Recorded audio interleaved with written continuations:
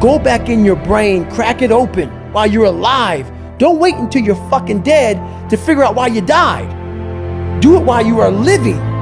Go in there, go into the suffering, go into the pain of your life and say, why did this suck for me so bad? Why am I afraid of all this stuff? Why have I shut down the whole world? I guarantee I'll tell you why you shut down the whole world. So think about it, when I say suffering, people cringe. People, that's the one word, whenever I post about it, people cringe. It's not about suffering and how people may look at suffering. Like you have to just go to a place that just every day of your life is suffering. You have to tap into suffering every day of your life because we have so much scarring that we have to clean up. You have to look at suffering as almost like I look at failure. To succeed, you must fail. In failure and in suffering, all the answers are in there. All the answers to all the test questions. The test is your life. All the answers are in there. You don't have to live in suffering and pain and failure all the time. You have to learn, I need to visit it.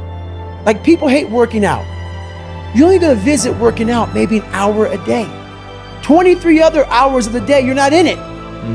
But how you become in shape is you must visit suffering, visit working out 1 hour a day. Visit suffering 1 hour a day. Visit your past failures 1 hour a day. The relationship with it is the answers are in there. They are in there. Within the suffering, go in there, and I call it the live autopsy. The live autopsy. How you find out someone died? They crack you open after you're dead. How you can live is do it while you're alive. Go back in your brain, crack it open while you're alive. Don't wait until you're fucking dead to figure out why you died. Do it while you are living. Go in there, go into the suffering, go into the pain of your life and say, why did this suck for me so bad? Why am I afraid of all this stuff? Why have I shut down the whole world? I guarantee I'll tell you why you shut down the whole world. It's in these nooks of the suffering within your brain, in the scarring, are all the answers to why you are on the couch feeling sorry for yourself. They lie within the scars.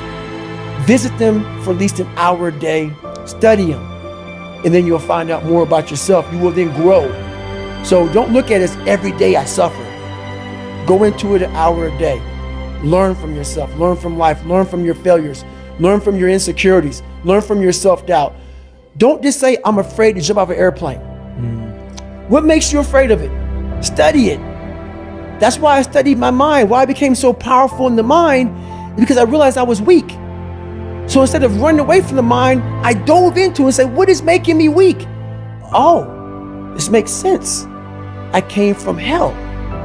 I came from a place that beat me down to nothing, which is why I'm afraid. All this makes sense. So systematically, one by one, I went back and met every single person in my mind, every situation.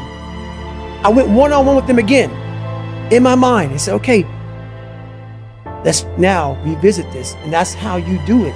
That's how it works. People say, how'd you do that? You know it every painful moment. Yeah, you remember it. You remember it. We try to put it under a rug, lift the rug up, you'll find them. Yeah, the dust will come up. Yeah, it'll come up quick. Yeah. As I'm talking and as I'm going back, I'm very aware that I'm going to do that. Yes. And I may do it for 45 minutes. And then I'm like, you knew you were going to do this. You have to be very aware of the conversation you're having while you're doing it, because your mind chooses the path of least resistance. Your mind has the ultimate tactical advantage over you. It knows what scars you. It knows your fears. It knows your insecurities, and it protects you. Which is why I talked about the 40% rule in my book. The 40% rule is all about the brain has the tactical advantage over you. It knows, and it keeps you away from all that. That's why it says, don't jump out of an airplane. Don't go in the ocean where there's sharks. It's a protective mechanism. Don't go back to the place where your dad beat the shit out of you in your mind. Don't go back. The brain protects you, but protects you so much, it doesn't allow growth.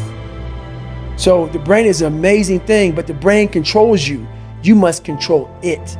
You must take power over your own mind, or your mind will guide you into all the soft places that your brain wants to live in. Your brain has enough information. It doesn't want to go through that process of mind hardening. It doesn't want to do that. I gotta remember what time I gotta be here, what time I gotta be there. This is where I want to stay. I'm peaceful. It wants to stay very peaceful and away from scarring. You just mark it scar, put it up in the attic, never touch again, let it get dusty. So that's what I want people to get from all this stuff, man. Like, there's something inside you. The brain is the most powerful thing. The mind is the most powerful thing that we have. It's not your phone, it's not the computer, it's not anything, it's your mind.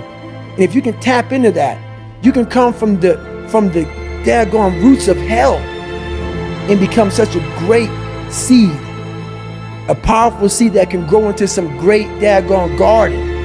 And people don't get that. It's all up here. The power and the magic's up here.